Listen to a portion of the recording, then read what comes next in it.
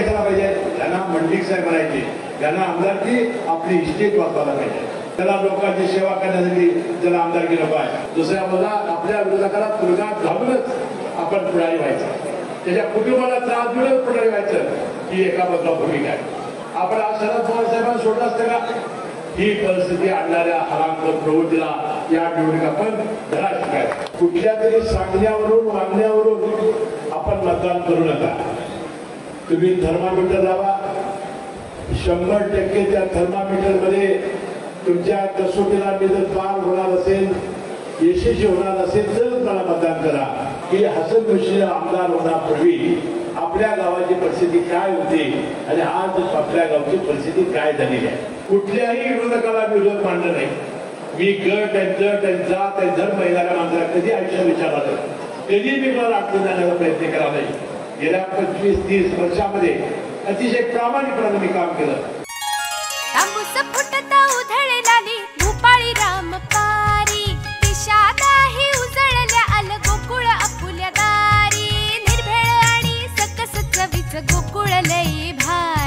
गोकुळ दूध आणि दर्जेदार दुग्ध उत्पादने. चव आहे कोल्हापुरी. गोकुळ लई भारी.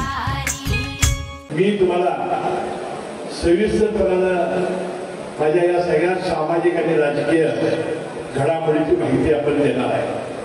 मी 30-35 मिनिटं भाषण करेन. सगळ्या मुद्द्यांना स्पर्श करण्याचा प्रयत्न माझा राहील.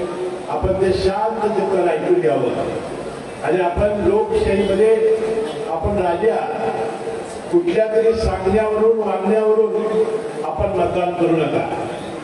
तुम्ही थर्मामीटर लावा, 100% त्या थर्मामीटर मध्ये तुमच्या कसोटीला मी जर पार होणार असेल, यशस्वी होणार असेल तर मला मतदान करा. ही कळकळीची विनंती बदलून मी या कार्यक्रमाच्या प्रसंगी पहिल्यांदा करतो. आमच्या विरोधकाचं नाव घेतो, मी काय विरोधकाचं नाव घेणार नाही. निवडणुकीत लोकशाहीमध्ये 25 वर्ष वय झालं की सगळ्यांना उमेदवारी अर्ज भरण्याचा अधिकार आहे. लोकशाहीमध्ये निवडणुका होणार.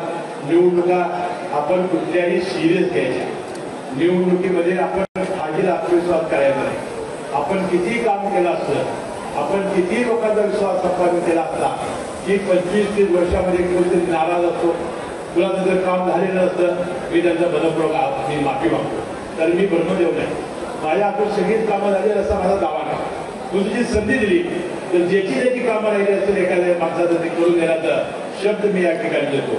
बंधू दयासाहेब मानेने आणि अमृत गाडीने आणि सिद्धताईने काही प्रवृत्तीचा उल्लेख केला. आता तर मला फक्त त्या प्रवृत्तीचा उल्लेख करायचा. बंधूला एका बाजूला सकाळी 6:30 पासून मी तुम्ही अनेक जण माझ्या घरी आला असाल, माझ्यात काही बदल झाले नाही. पांढरा शर्ट, काळी पॅन्ट आणि अखेरचं चप्पल. माझं घर आहे तिथं आहे. मी कोल्हापूरला गेलो नाही राहिला. सकाळी 6:30 पासून येणाऱ्या माणसाचं समस्या समजून घ्यायच्या, त्याचं दुःख आहे ते समजून घ्यायचं, त्याला फोनकर घालायचा प्रयत्न करायचा, त्यासाठी पत्र किंवा फोन करायचं आणि त्याला हसत कसा जाईल हे आयुष्यभर आपण बघत आहोत. म्हणून आजही आपल्यात काही बदल झाला नाही. एखाद्या माणसं म्हणतात साहेब मला साहेब आम्ही कंटाळतोय, आम्ही आजारी पडतोय, तुम्हाला परमेश्वराने एवढी उदात्त शक्ती आहे. मी परमेश्वराचा फार मोठा आभारी आहे. ही करण्याची शक्ती मला त्यांनी दिली. म्हणून हे सगळं काम आजपर्यंत आपण करत आहोत. कुठल्याही विरोधकाला विरोध मांडला नाही. मी गट आणि जट आणि जात आणि धर्म येणाऱ्या माणसाला कधी आयुष्यात विचारला नाही, कधी मी मला अडचण जाण्याचा प्रयत्न केला नाही. गेल्या 25-30 वर्षामध्ये अतिशय प्रामाणिकपणे मी काम केलं. एका बाजूला ही प्रवृत्ती आहे, विकास काम करणार, 24 तास लोकांमध्ये झोपून जाऊन समाजसेवा करणार आणि ज्या आपण संस्था ज्या जिल्ह्याचं नेतृत्व दिलं, खासदार कैलास म्हणजे सदाशिवराव मंडलिक साहेबांच्या नेतृत्वानंतर निधनानंतर सगळी जबाबदारी माझ्याकडे आहे. जिल्हा मध्यवर्ती बँकेचा चेअरमन झालो, अनेक वर्ष झालं. म्हणजे दयासाहेब मान्य केली की बँक आज कुठे आम्ही निवडून ठेवली की बोलताना थोडं 120 कोटी माने 220 कोटीचा नफा गेल्या मार्चमध्ये आम्ही मिळवलेला. म्हणजे ही बँक देशातील राज्यातील एक नंबरची बँक मध्ये आणण्यामध्ये यश मिळालं. काही दिवस आपल्याकडे महानगरपालिका ताब्यात होती, काही दिवस आपल्याकडे बाजार समिती आपल्या ताब्यात आहे, जिल्हा परिषद ताब्यात होती, आता गोकुळ आपल्या ताब्यात आहे. बंधूला सगळ्या संस्था ताब्यात आहे. म्हणजे जिल्ह्याचं नेतृत्व सुद्धा आपलं अतिशय चांगलं केलं. बंधूला आपण छत्रपती शिवाजी महाराजांचे जे सगळे अशोक आज पुन्हा कुठे आहे ते उभा करण्याचं भाग्य मला लागलं. आज आपण कापशीला सरसेनापती संताजी भोसलेंचं स्मारक उभं केलेलं आहे. आपण एक चांगला तलाव आपण त्या उत्तुला केलेला आहे. कागदाला तुम्ही बघितला तर एक आपण मानव निर्मित आपण तिथं धबधबा केलेला आहे. आज बघायला आज हजारो लोक तिथे जात आहेत.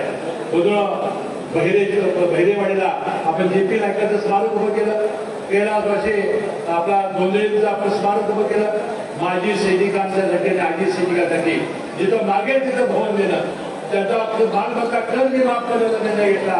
ग्रामविकास खात्याला मंत्री असताना सर्व समाजातील काम करणारे एका बाजूला आमचे नेतृत्व आहे आणि दुसऱ्या बाजूला आपल्या विरोधकाला तुरुंगात घालूनच आपण पुढारी व्हायचं, त्याच्या कुटुंबाला त्रास देऊनच पुढारी व्हायचं ही एका बाजूला भूमिका आहे.